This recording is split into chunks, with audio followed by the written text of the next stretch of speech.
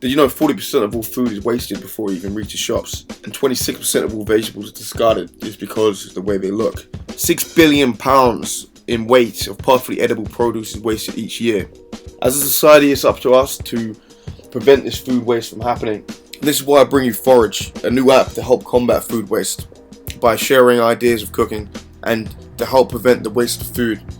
Throughout this app, there's information which will help each user to understand how they can prevent wasting food themselves, but also allows the user to input items of food they wouldn't perhaps know how to cook. We find a recipe which put these ingredients they wouldn't normally use into harmony. This is the index page, very chopping board with the herb rosemary laid in front, giving it a very natural feel. It will take you through to the login page, which is through Facebook. It's like Instagram and a lot of other apps. It's just a little bit easier than saving all this data just to log in through Facebook.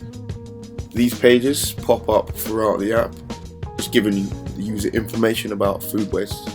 There's 10 of them, so if I reload, if we cross this off, this takes you to the main timeline called the dish of the day, similar to what you'd find on Facebook as a timeline.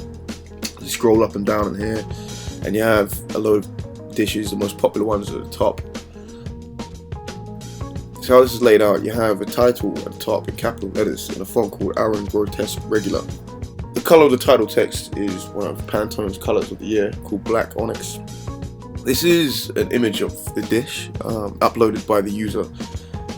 I wanted to have quite large photography throughout the app because I believe that in cooking, the food itself, the visual side of it, should really be the talking.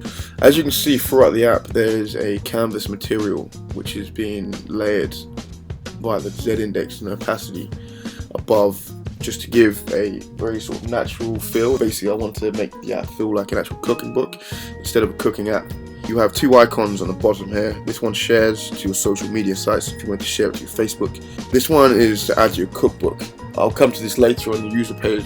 So here you have nice open space, you have description of the dish, and all the body text is in a font called Linux Libertine.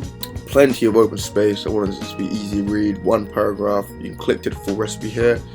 You have the user name, so in this case Jamie Oliver came up with this recipe, description in underlined.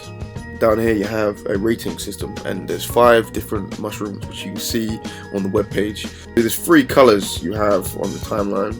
You have this very light green, pastel green. You have this sort of pastel wood rose pink, and then you have this nice buttercream, really light buttercream color. So it's just a nice transition between each 3, so you can see the difference between each recipe. Each one of these colors are taken from Pantone's color of the year, but toned down quite a lot, closer to white really. I didn't really want heavy color differences. I wanted to have subtle but still noticeable. So if we click through to the recipe here, it takes you through to the full recipe page. As you can see, the colors want to change again. I want to keep the eyes nice and active. However, this title bar always stays buttercream. Okay, a little bit darker than the buttercream, but a very nice color, and I did take into consideration with the other 3 colors as well. So you still have the option to share and add to your cookbook. From here, you get the description, you get the method. Once again, you get the user. You can click through to the user here, and once again, you get a rating of the dish. And this takes me onto the menu page. So we have a hamburger menu up here in the top left. If you press this, this slides down. The metaphor behind this is pages are like a tablecloth with a dish on top, and when you pull down the menu, it's like revealing the table underneath. So I've gone for a nice sort of black varnish wood background on here with the buttercream on the text. So from here you can search. So you can search for ingredient. So if we typed in salmon and pressed enter, then bang, we get dishes which include salmon, which now get added to the top of your timeline in case you ever did decide to cook salmon again.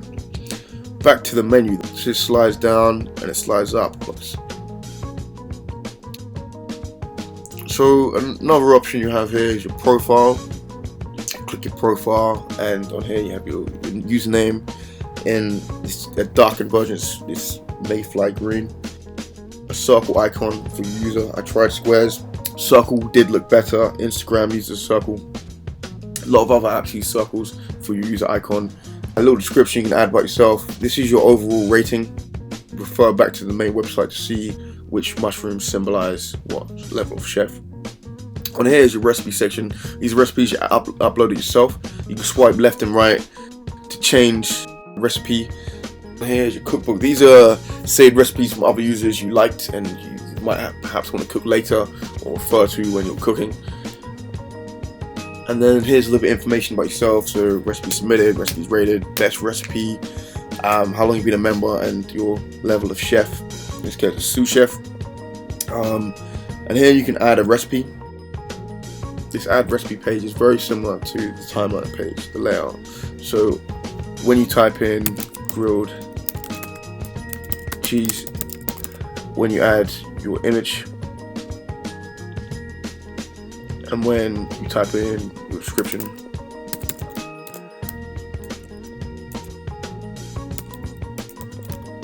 and your ingredients, your method, everything is all laid out in a similar way, just to keep sort of theme and brand identity behind it. And then you can submit your recipe.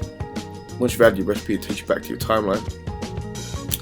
The other page left is the about page. It gives people information about Forage and where it came from, which can be found on the web page. I hope this visual representation of Forage really gave you an understanding about how the app works, explained the user interface, and really showed off some design skills I have. Thank you very much for watching.